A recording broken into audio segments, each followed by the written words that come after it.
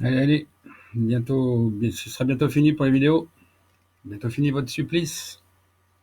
Salut Chris. Merci pour le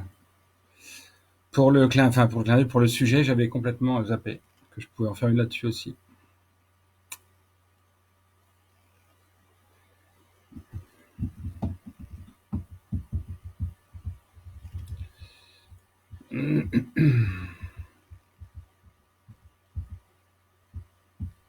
Voilà, 9h le gong.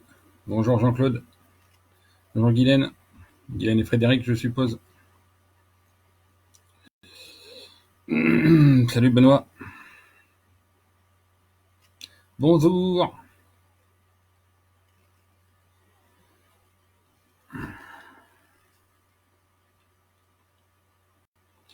Est-ce que ça n'intéresse personne?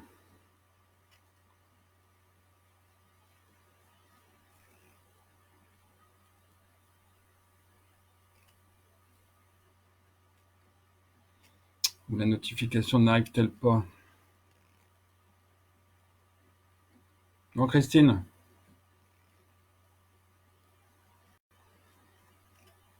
Salut Bernard. Oui, le soleil, oui, oui, le ciel très bleu, le soleil, effectivement, impeccable.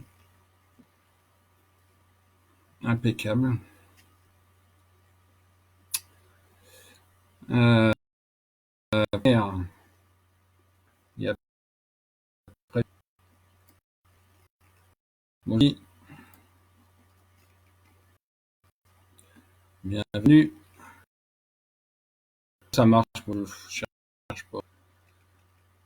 Bonjour Sylvia, salut Nicole.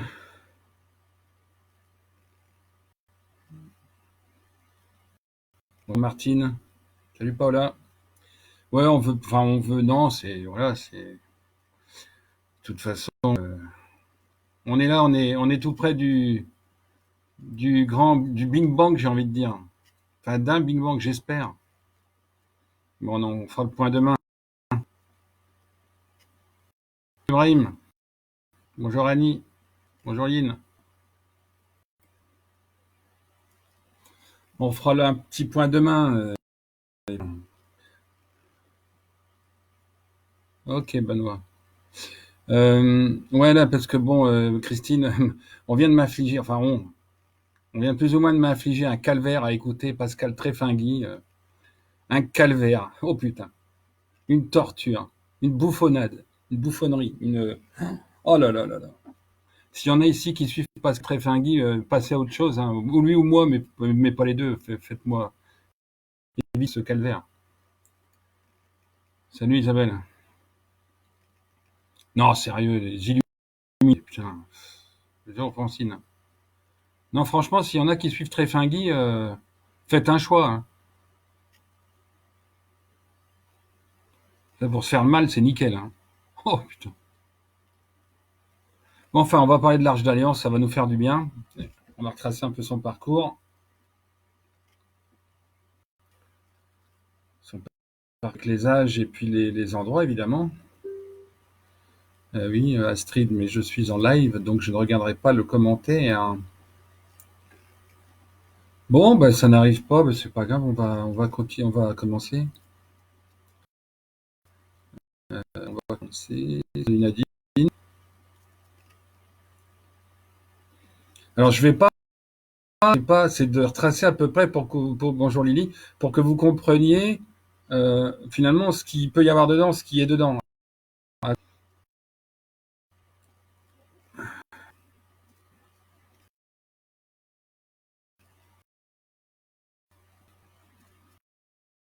Euh, c'est enfin, c'est un illuminé, quoi.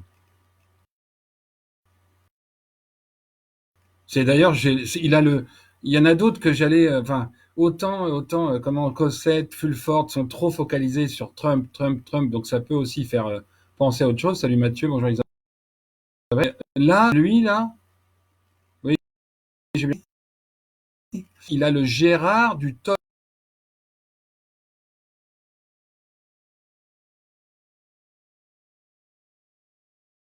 Bob Rahim. Moi, il y a 3 fois, il y avait 0, et ça revient, ça a l'air de fluctuer. Et là, c'est 0, donc ils vont avoir le droit à des commentaires salaces. Ouais, la bande, la bande, elle est très très hachée, effectivement. On donne de 30 à 270. Faut peut-être le temps que ça se régule un petit peu, donc bon, pas voilà ce coup de gueule sur ce cinglé qui raconte n'importe quoi et n'importe quoi. Et la guerre nucléaire, la troisième guerre mondiale. Et tout. Oh là là là là là là là, mon Dieu. Enfin, il y a des gens qui suivent. Hein. Bien. Alors l'arche, qu'est-ce que c'est? Alors, d'abord, si on veut parler de, oui, donc je vous donnerai pas forcément de date précise, juste des époques, parce que la date précise, j'ai pas envie d'aller la chercher. Hein, c'est pas bon, c'est pas important. C'est qu'en repérant les dates, on comprend un petit peu ce qu'il y a dedans et ce qui est accessible. Non, il y a il faut tout dans la vie, oui, mais ça n'empêche pas qu'à un moment donné, la vérité est là, donc tout ce qui est contre, il faut la balancer. Donc moi, je balance, paf, celui-là, c'est vraiment un cinglé. C'est un illuminé complet. Agent du système qui fait croire que les autres sont des agents du système, qui demande aux autres d'inverser la vue, et donc c'est valable pour lui aussi. Et même pour moi, si vous voulez, ça, c'est pas un problème. Bon, donc l'arche, vulgairement parlant, c'est un coffre, vulgairement parlant. C'est un coffre, imaginez, qui fait 1,60 m de long, 80 cm et essentiellement 80 cm de haut, qui se transporte effectivement avec des bâtons ou des barres, parce qu'il n'est pas si lourd que ça. En fait, il pèse entre 80 et 90 kg. Donc, c'est relativement léger. Relativement. À 4 pour le porter, c'est facile. Sachant que dedans, donc, déjà, bah, carrément, pour vous dire ce qu'il y a dedans, ce sont donc des tablettes d'argile cuite. C'est ce qui explique que le poids soit relativement faible. L'argile cuite, elle est allégée de toute son eau. Et pour ceux qui ont eu la chance de faire en sciences physiques, de mémoire en sciences physiques, quelques expériences, et je me rappelle maintenant que j'en ai fait, des expériences avec de l'argile cuite au four, voir un peu ce que ça donnait pour calculer des densités. Je me rappelle de ça déjà, enfin, je me suis rappelé de ça ce matin, pour calculer la densité. Donc on sert d'un four à micro-ondes, on met l'argile. Alors évidemment, eux, ils brûlaient, enfin, ils faisaient cuire dans un autre type de four, un autre concept, on va dire. Ce sont donc des tablettes d'argile cuite sur lesquelles sont inscrits un certain nombre de choses, de secrets, je dirais, de construction, de secrets de mathématiques, d'astrologie, de tout ce qui peut exister comme vérité de l'univers. Alors, je vais vous faire le parcours de l'arche et après, je vous expliquerai finalement sa fonctionnalité et pourquoi on a un coffre avec les secrets de l'univers dedans. Pourquoi? Mais bonjour Anne. Et pour l'instant, bonjour Audrey. Et pour l'instant, je vais vous expliquer donc son parcours. En réalité, l'Arche d'Alliance, je dis qu'il a été unifié, réunifié. Bonjour Viviane. En fait, il s'agit de deux demi-coffres qui s'assemblent. Ils s'assemblent quand les civilisations hyperboréennes et hyperboréennes. Et ça donne, bonjour Véronique, ça donne quelque part le feu vert à l'humanité, c'est-à-dire au croisement c'est le début de l'alliance, l'Arche d'Alliance, parce que c'est une première alliance entre les peuples extrêmes, hyperborés, hyperostrés. Et donc, ceux qui me suivent l'ont compris que ces deux demi-arches étaient arrivées en Égypte à Gizeh autour de moins 7440, un peu avant la naissance de Salomon, premier roi d'Égypte. Un peu avant la construction du temple de Dendera, qui n'est pas le temple d'Hathor, mais de Salomon et Hathor, les enfants du premier couple légitime, du premier couple royal égyptien. D'accord? Et ces Égyptiens, donc, ont démarré avec l'Arche de l'Alliance en leur possession. Et avec donc tous les secrets de construction. Et de tout ce qu'on veut de l'univers, des mines, enfin des plans et tout ce qui peut faire en sorte qu'on comprenne ce qu'on a à faire. Avec donc cette Arche d'Alliance, ils l'ont donc depuis moins 7440 environ, qui est unifiée, qui s'ouvre avec une clé qui ressemble à l'Ankh, à la croix égyptienne, qui est qui est l'alliage entre le trèfle, un morceau du trèfle, la feuille, et la croix du Sud, constellation majeure en hyperostrée. C'est l'amalgame des deux, l'embranchement des deux, ce qui montre que les coffres, donc deux demi-coffres qui s'allient, qui s'associent, Ce coffre, il est resté un certain temps en Égypte, et c'est pour ça que la civilisation a duré longtemps, et qu'il y a eu beaucoup de constructions entre moins 7428, le temple de Dendera, après avec les autres temples, bonjour Claudine, et elle est restée jusqu'à moins 2950, endroit puisque les édites, puisque les Égyptiens n'avaient pas tout de suite fait les pyramides datent de moins 3962. Avant, il y a eu des inondations et tout, donc l'Arche d'Alliance était gardée ailleurs. Je vous dirai pas où parce que je ne le sais pas, j'ai pas demandé, j'ai pas cherché. On peut supposer qu'elle ait été gardée au temple de Dendera, bien entendu, puisque c'est le premier temple à avoir été construit.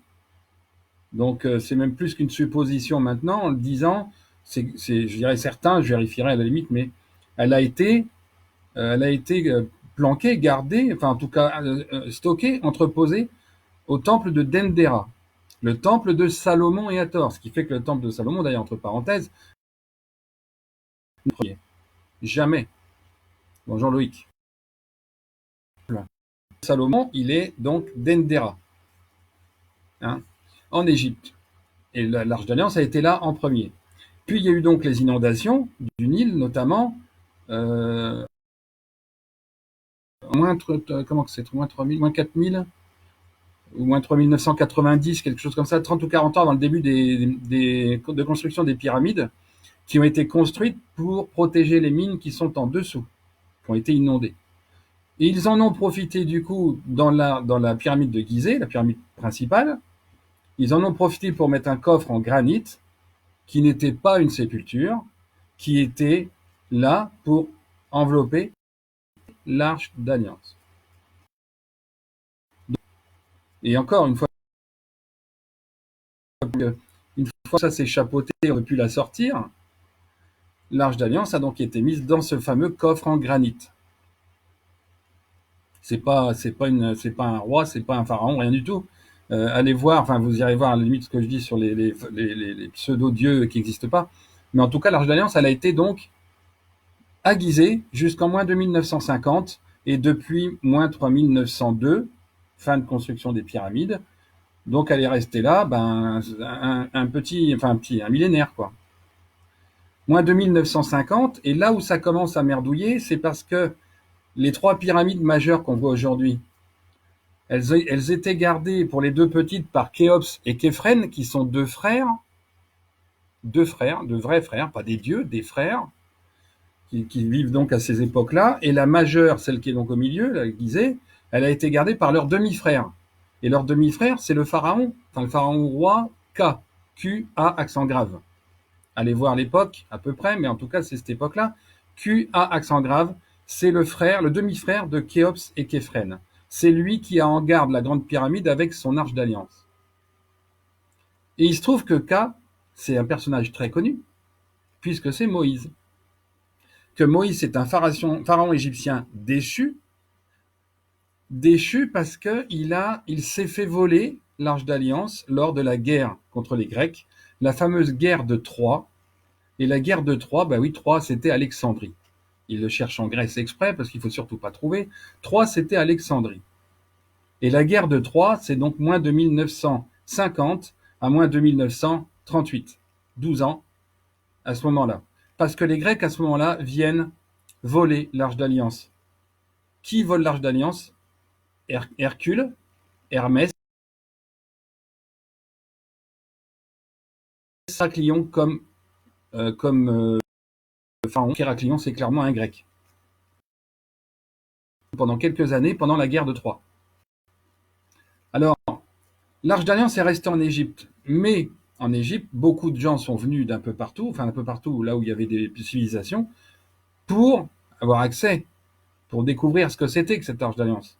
Les Babyloniens, les Grecs déjà en moins 5000.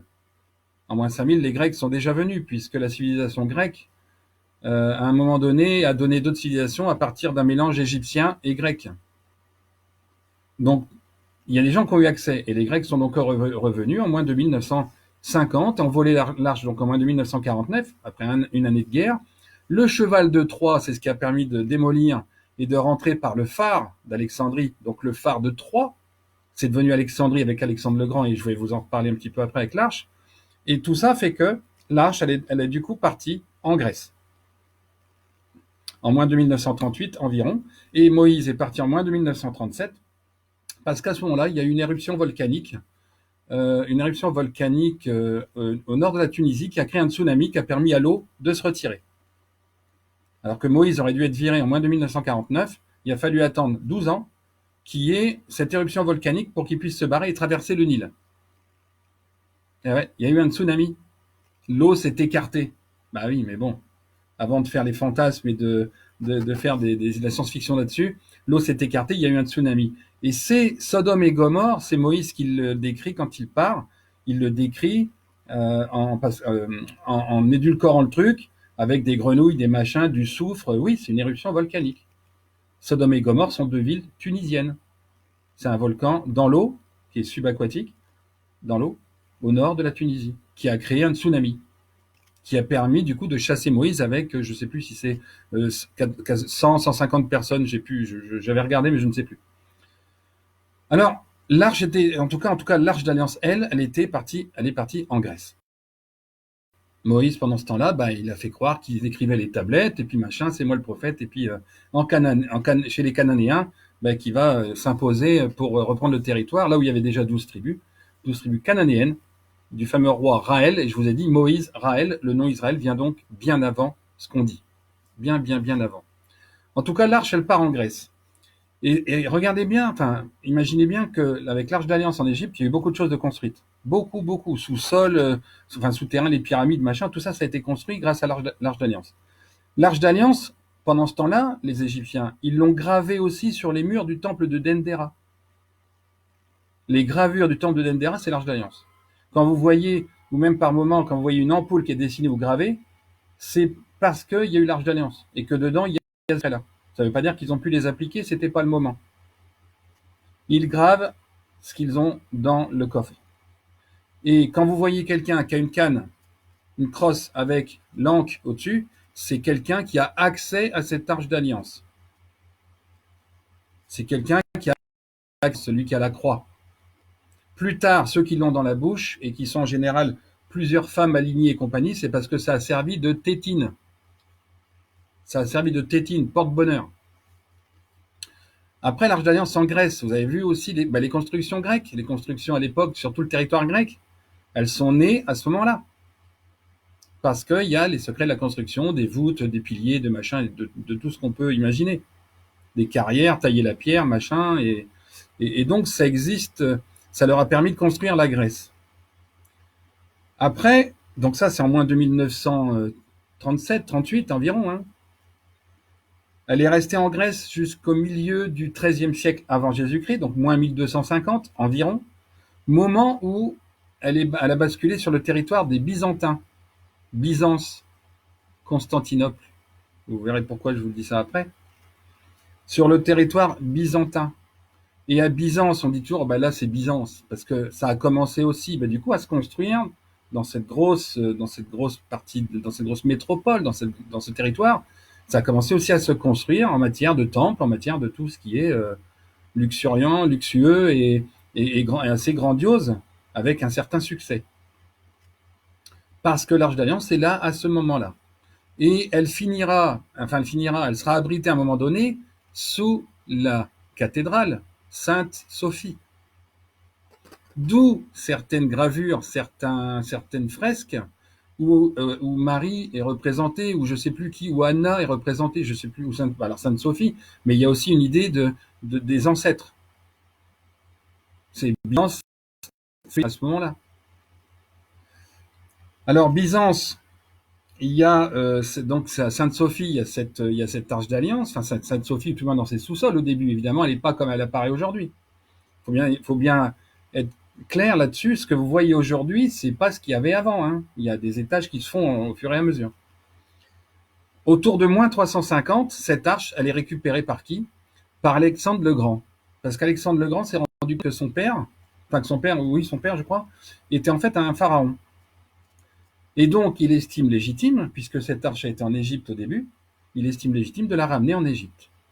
Donc, Alexandre le Grand, autour de moins 350, retourne en Égypte et ramène l'Arche d'Alliance en Égypte, de mémoire à Memphis.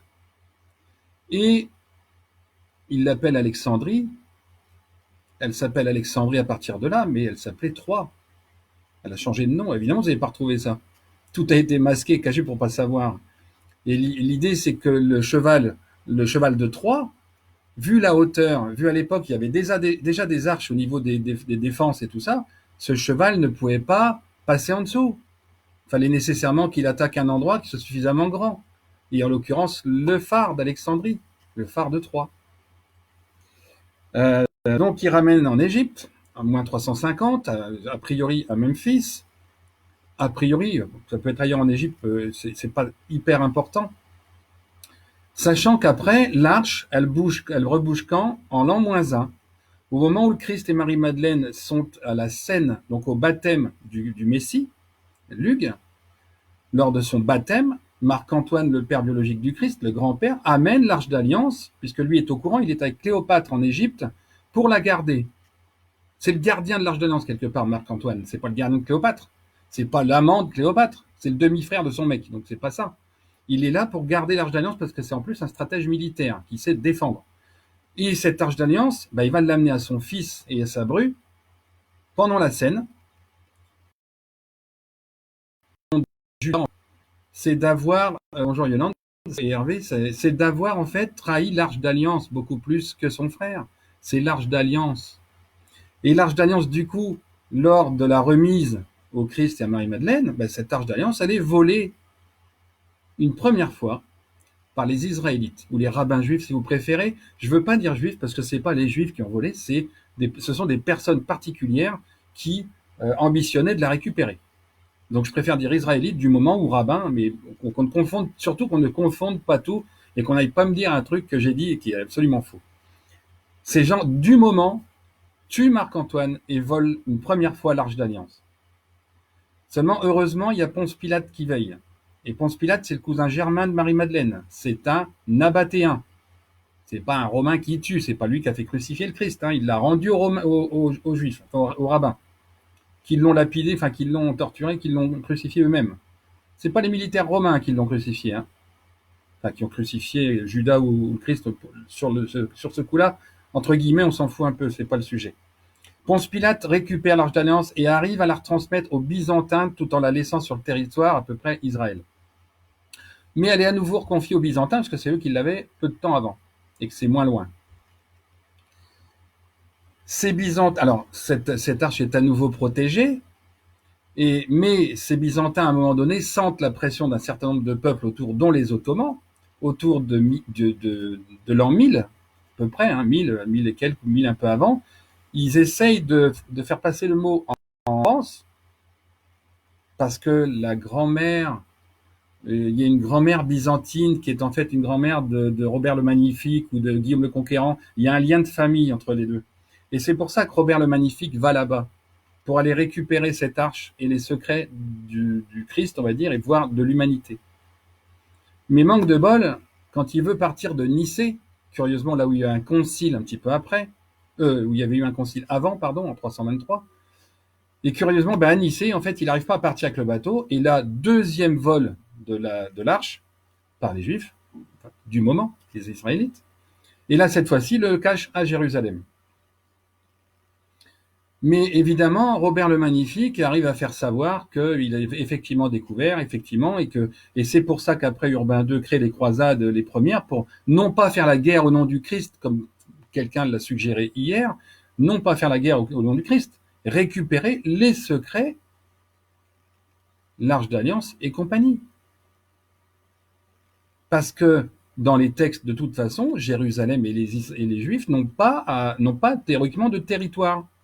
Et pour la simple raison qu'avant, c'est Moïse qui l'a annexé, ce territoire. Ça n'est pas le leur. Tout ça, c'est déjà écrit, en fait. Donc cette arche, il y a ces croisades qui vont se faire. En 1129, elles vont pouvoir être ramenées par Hugues de Pin en particulier, donc je passe les détails, mais ils vont pouvoir ramener l'arche et d'autres choses. Et il y a un Saint-Louis qui retournera d'ailleurs chercher d'autres choses, d'autres secrets, parce que Baudouin en a gardé 2 avec lui, et que Saint-Louis devra donc y retourner une deuxième fois parce qu'ils doivent tout rapatrier. C'est impératif, c'est écrit comme ça. Et aujourd'hui, tout est au même endroit, en France, pas très loin de là où je suis, et l'Arche d'Alliance y compris. Ça veut dire qu'elle a été ramenée, donc, elle a été ramenée ici en 1129. Et depuis, elle n'a donc pas... Alors si, elle a bougé encore une fois, lorsque l'Église a instrumentalisé la monarchie pour récupérer et la remettre au bon endroit. Parce que les chevaliers l'avaient gardée en un endroit autre, parce qu'il y avait les mensonges de l'Église. Mais elle a donc rebougé, mais c'était globalement à 20 km à la ronde, donc c'était pas bien, enfin c'est pas un grand mouvement en tout cas. Elle est en France depuis 1129, avec d'autres secrets comme les écrits originels de la Torah, enfin du juif et musulman. Voilà, donc le parcours de l'Arche d'Alliance, c'est ça. Alors un petit point sur pourquoi l'Arche d'Alliance, qu'est-ce que ça veut dire? Donc le premier mot alliance, c'est donc l'hyperboréen, hyper-austrien. La deuxième alliance, c'est les peuples celtes, païens, autour de Jérusalem pour la convertir. Donc c'est nabatéens, égyptiens, grecs et tout ce qu'on veut. C'est la deuxième alliance. Et là, on en est à la troisième alliance, avec le regroupement des pays, contrairement à ce que dit Tréfingui et compagnie, et le regroupement des pays qui se soudent à nouveau pour refonder une alliance nouvelle, dans le haut temps nouveau. Et le haut temps nouveau, c'est pas celui d'avant 2008, ni d'avant même 97-98, c'est celui de maintenant, qu'ils sont en train de remettre sur place, n'en déplaise à cet illuminé de première. Alors, l'alliance, c'est quoi? C'est également, dans l'idée, en fait, cette arche d'alliance, elle est là pour transmettre d'une humanité à l'autre lors du changement de monde, c'est-à-dire maintenant. C'est-à-dire que maintenant, quand on a récapitulé et compris tout le fil, on doit transmettre au nouveau monde, c'est-à-dire demain, quand il y aura 10 000 ou 10 000 fois moins de personnes ou 100 000 fois moins de personnes, eh ben, il faut que ces secrets soient transmis. Et si vous imaginez la crosse du berger dans un sens, j'ai fait un dessin, je le republierai. Vous imaginez que l'humanité, ça monte comme ça, après ça redescend à zéro et ça remonte. Comme une piscine. Quand vous voulez descendre dans la piscine, il y a une crosse avec un escalier. Vous imaginez qu'elle descend en bas, vous faites la même crosse par dualité, vous obtenez un maillon de chaîne. L'arche d'alliance, c'est le maillon qui soude les différents mondes entre eux. C'est la transmission que l'on doit faire au nouveau. Et c'est vrai pour les générations aussi humaines. Entre générations, on doit transmettre. C'est le maillon. Et le maillon, c'est une double crosse, en fait. Une à l'endroit, une à l'envers. Et ça, c'est assez puissant comme truc. L'Arche d'Alliance, elle est là pour allier, pour qu'il y ait une soudure.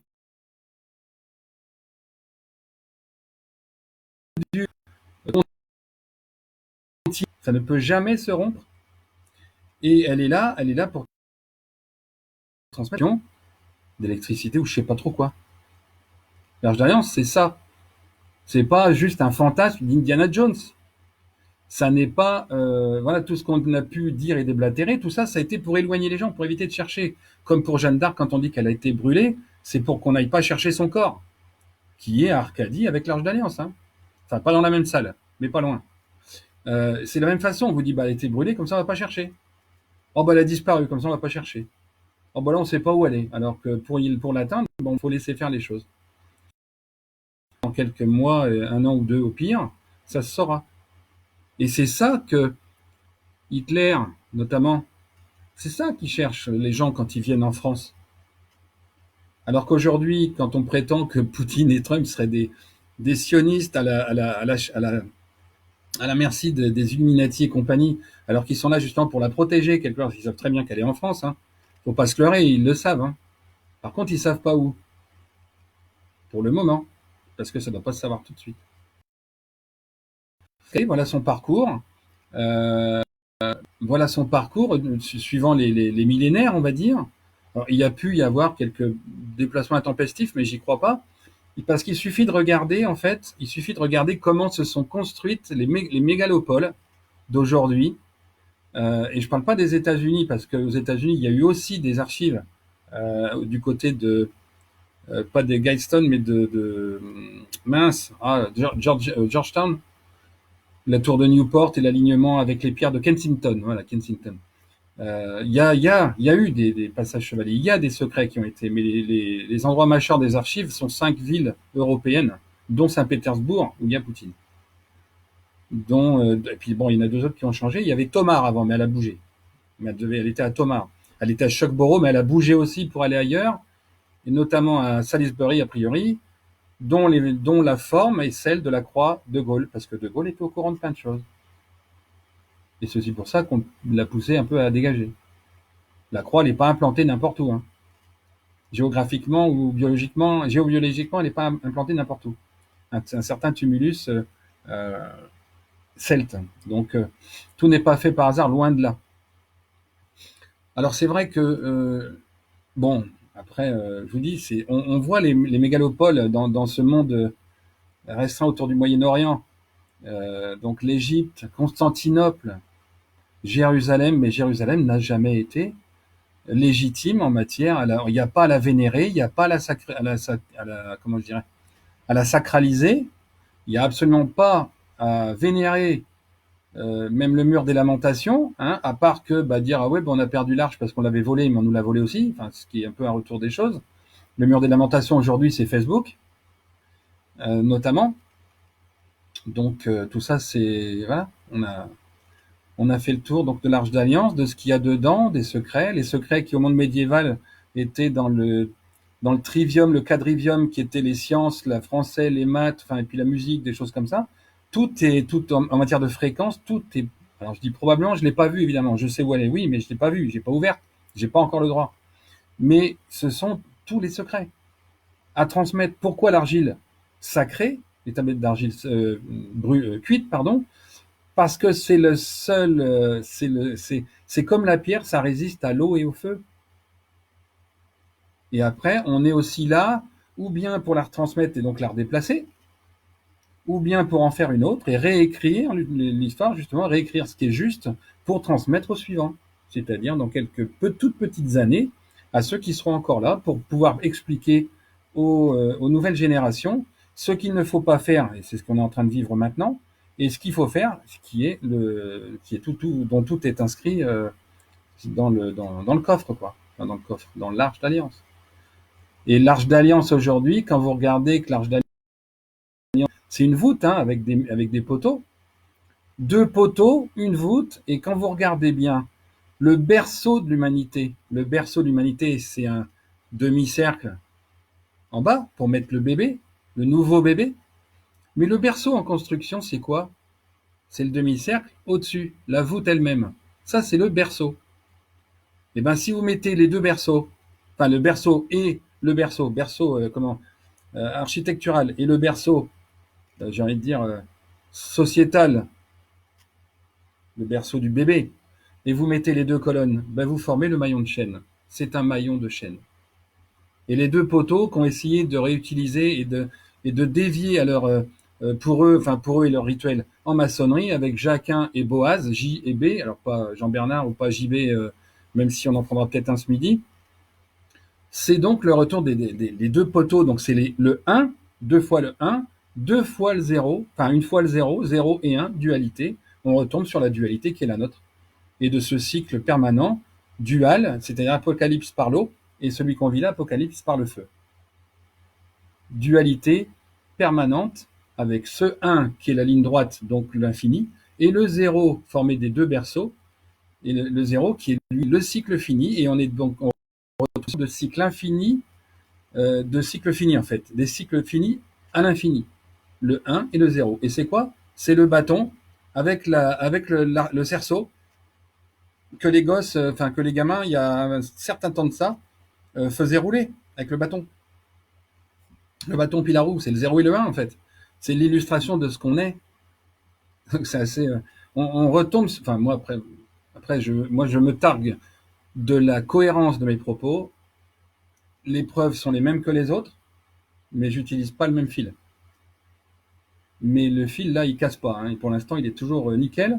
Et donc encore une fois, on retombe sur nos pieds avec ces deux poteaux et ces berceaux et ce maillon de chaîne, ce 0, ce 1, une interprétation immense. D'où les constructions en voûte aussi. Hein. C'est le plus costaud, la voûte, le berceau. Euh, je m'emballe parce que c'est vraiment un truc géant. Merci Chris de l'avoir suggéré hier parce que je l'avais perdu de vue tellement c'est ancré en moi. Mais ça, C'est enfin, cette histoire d'arche, c'est ce qui fait courir le monde en fait. C'est ce qui a fait dévier les choses aussi, parce qu'on veut l'avoir pour soi, alors que l'idée c'est le partage et la transmission. Alors elle finit par se faire, mais tous les 12 000 ans, au lieu de se faire main dans la main. C'est la contrepartie. Mais c'est aussi pour ça qu'on a dit à un moment donné que le secret des Templiers, où ça faisait, il y avait il y avait beaucoup de gens qui étaient tués à cause du secret des Templiers. Oui, parce que le secret des Templiers, c'est le Graal, c'est la vérité. La vérité, c'est les vérités de l'humanité mais c'est aussi la vérité oui, le binaire, ouais, voilà, la dualité, le binaire. Et donc, c'est ça aussi qui tue, c'est parce que la vérité, forcément, dérange ceux qui ont instrumentalisé le mensonge. Aujourd'hui, quand on parle de vérité, quand on voit comment on se fait insulter, parce que ça correspond pas à ce qu'on croyait, merde. Oh bah non, bah je pensais que c'était comme ça, machin, donc ce que tu dis, c'est débile. Mais si on n'admet pas de se remettre, si on ne se remet, mince, pas, bon, je bug. Si on ne se remet jamais en cause, comment est-ce qu'on fait pour comprendre? La vérité, c'est pas ce que vous croyez. La vérité, c'est quelque chose, même que des fois vous ne croyez pas. Il faut bien être conscient d'un truc, c'est que moi, ce que je dis là, au début, je savais pas. Au début, moi aussi, j'ai fait une communion, mais je savais pas ce que c'était. Je voyais un bébé béni, machin, c'était mignon, mais je savais pas ce que c'était. Les voûtes, les trucs, les sous-sols, je savais pas. Le templier, je savais pas ce que c'était. Croire Marie, je sais pas qui c'était. Donc, éducation comme tout le monde, j'ai envie de dire. Mais à un moment donné, quand on faut, qui se cumulent, qui s'accumulent, et qui vont bien les unes avec les autres d'un moment, d'un côté, c'est que vous êtes obligé de vous dire, ah oui, mais là, on a dit ça, bah, du coup, c'est peut-être pas vrai. Alors que vous, pour beaucoup, c'est, ah oui, mais là, on a dit ça, donc ça, c'est n'importe quoi. Bah, non. Pourquoi? 5000 ans de mensonges. Depuis Moïse. Depuis le vol en fait, depuis le premier vol de l'Arche d'Alliance. J'ai envie de dire avant, tout allait bien. Mais en même temps, mal nécessaire de l'humanité. Parce qu'il faut qu'elle se développe ailleurs, avec la rose des vents, donc les 12 tribus, la divergence à partir du centre, et puis après, dans l'autre apocalypse, la convergence vers le centre. Et là encore, convergence, divergence, binaire, un dans un sens et l'autre dans l'autre sens. On est que on le veuille ou non, et qu'il y en ait qui veulent qu'on parle de ternaire, de quaternaire, de quoi, de je ne sais combien, comme pour le 5G, de toute façon, à la limite, on veut parler 5G pour faire peur aux gens et tout ça, et dire n'importe quoi, alors que ça n'est pas opérationnel, et que ça ne sera jamais opérationnel. Bah, quand on va parler de 12G, on sera encore là en train de pleurer, puis dire oui, mais demain, ils veulent nous tuer. Sérieusement, à un moment donné, il faut aller affronter ses propres affirmations, même si on en est sûr. Et encore une fois, hier, quelqu'un qui m'a viré parce que j'ai commenté en disant que bah, pour quelqu'un qui veut étudier le langage des oiseaux, il faut déjà apprendre le français, qu'il faut aller chercher cette dualité. Bah, on se fait virer parce que il paraît qu'on est illuminé. Bah, tant pis. Les gens s'arrêtent à leurs croyances limitantes. Ah oui, mais je crois que c'est ça, donc du coup, le reste, c'est débile. Bah, au contraire, je crois ça, il y a ça, où est-ce que je peux vérifier? Ou est-ce que plutôt je peux poser une question, je peux demander? Alors après, aujourd'hui, je le redis, les bouquins, tout ce que je vous dis là, alors, il n'y a pas de chapitre dans les bouquins, mais ça se devine. Et puis après, ben, vous pouvez refaire la vidéo, puis regarder comment développer les mégalopoles. Le balancier de l'horloge, Chris, exactement, mais c'est exactement comme la balance avec le fléau. Hein. Entre le blanc et le noir, voilà, et j'essaye de m'équilibrer pour justement que le fléau ne soit pas ravageur. Ravageur comme un virus, par exemple, même s'il vient d'en haut. L'horloge, c'est pareil. 0, 1, 0, 1. Le clignotant de bagnole, c'est 0, 1. C'est la phase, hein, ça s'appelle une phase. Et quand bien même on peut avoir 3 ou 4 phases parce que ça passe blanc, vert, orange, rouge, on invente des nuances, c'est pas le problème. C'est vrai aussi dans la nature, entre blanc et noir, il y a les couleurs. C'est pareil. Sauf que là, c'est juste pour comprendre le fonctionnement de l'humanité. On est tous différents et on est tous faits sur le même principe, mais on est tous différents au milieu. Mais aux extrêmes, on est pareil, il y a la Terre et il y a l'univers. Mais entre deux, bah, on est ce qu'on est physiquement, et une âme qui est plus là-haut, et un corps qui est plus en bas. Voilà, c'est quelque chose d'assez simple si on veut bien aller chercher plus la simplicité que de s'embrouiller la tronche, quoi. Bon, voilà ce que j'avais à dire sur l'Arche d'Alliance, sur son parcours, sur ce qu'il y a grosso modo dedans. Là où elle est, bah, je vous le dirai pas parce que j'ai pas le droit, et puis que ça servira à rien parce que ça serait dangereux pour quiconque essaierait de quoi que ce soit, y compris pour les élites, hein, bien qu'il y en ait plus ou plus beaucoup. Donc, je vous donne rendez-vous demain pour la DER de cette semaine, puisqu'on me dit jusqu'à demain. Donc, demain, ben, on parlera des 3 jours et un petit peu récapitulatif par rapport à ce qu'on pressent, ce que je pressens, mais avec d'autres aussi, que ça se passe ou pas, mais on en reparle demain. Et demain, après, bon, on fera une pause jusqu'au 14. Le 14 sera sûrement l'occasion de plutôt de fêter le Christ ou de fêter la naissance des jumeaux, ou je sais pas. On verra ce qui se passe ce week-end d'abord. Hein. Puis demain, ben, demain, je sais pas, demain, c'est peut-être nettoyage intérieur, c'est rangement, nettoyage, ménage, euh, faire le vide, faire de la place pour le week-end, quoi, pour être détendu. Parce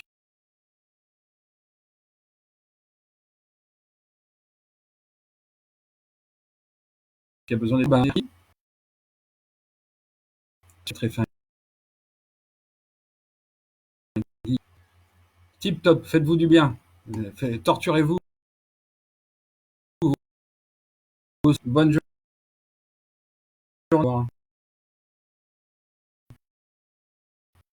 Allez, ciao, bye.